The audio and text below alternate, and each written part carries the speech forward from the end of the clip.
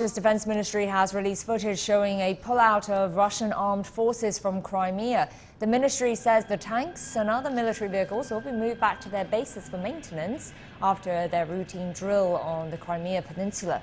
Large-scale drills will continue in other regions. In response to allegations that Russia would invade Ukraine through its ally Belarus, Belarusian Foreign Minister Vladimir Makai has said that Russian troops and military equipment will depart Belarus's territory after their joint drills. Philip Crowther brings us more from the Ukrainian capital, Kiev.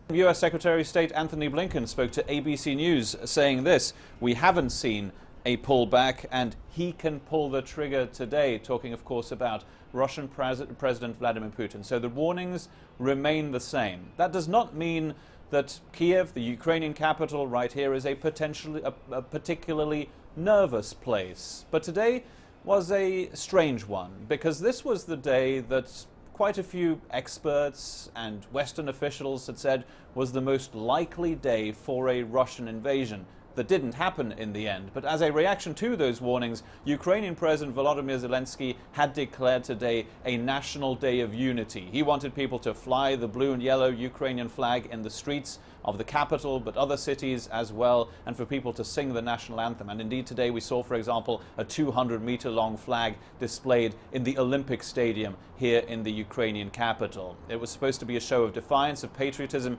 and we did see some elements of that. The Ukrainian President Zelensky also went on a bit of a tour of the country today and also ended up in Mariupol. That's a city very close to the area, the Donbass area. The Ukrainian president, his message essentially being this one. He said, quote, Ukraine will be ready to defend itself. Philip Crowther for CGTN in Kiev.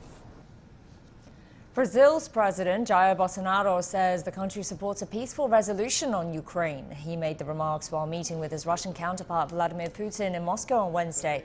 Meanwhile, NATO chief Jens Stoltenberg says they have not seen any signs of a Russian troop withdrawal from the border with Ukraine.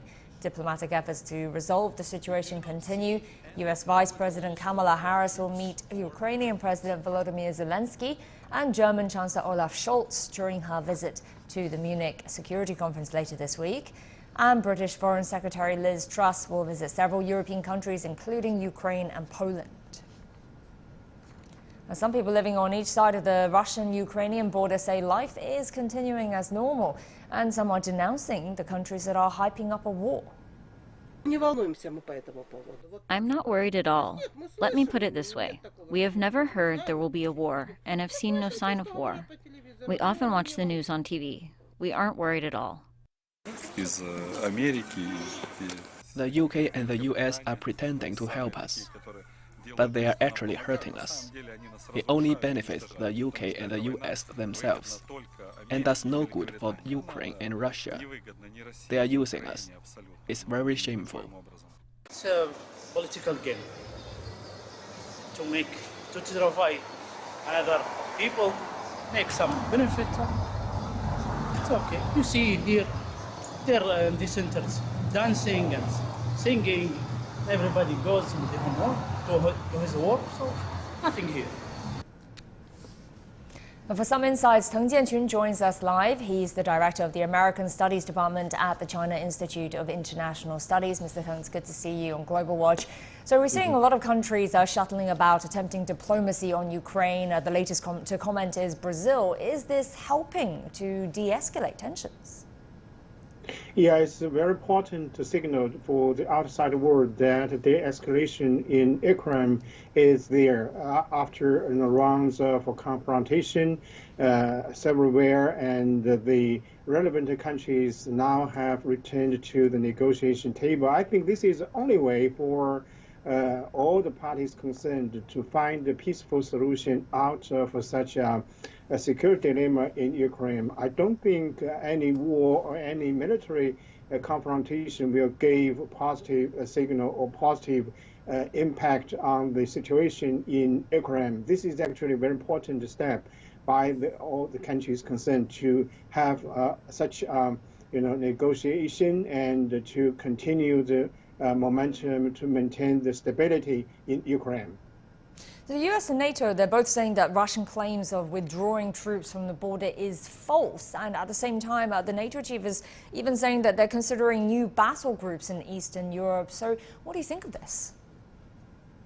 This is actually a little bit tricky policy by the United States. If you look at the one recent year's development in Ukraine, you can see that Biden administration has adopted a very provocative action in Ukraine. That is to say, to make some tension so the U.S. can have some excuse to deploy troops in Eastern European countries, and also to have straight control of Europe for the geopolitical interests of the United States. Actually, NATO has been hijacked by the United States at this moment. I don't think Russian government will give any step to wage war against Ukraine. That might be a tragedy for not only Ukrainian people, but also for Russia, because this is actually a very dangerous game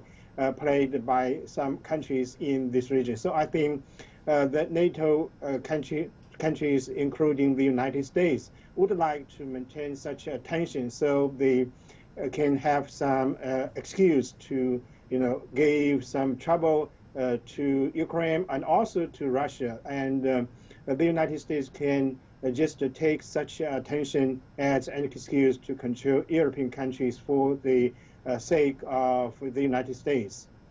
And of course, NATO has been threatening economic sanctions on Russia, but do you think this would be effective and achieve what NATO wants?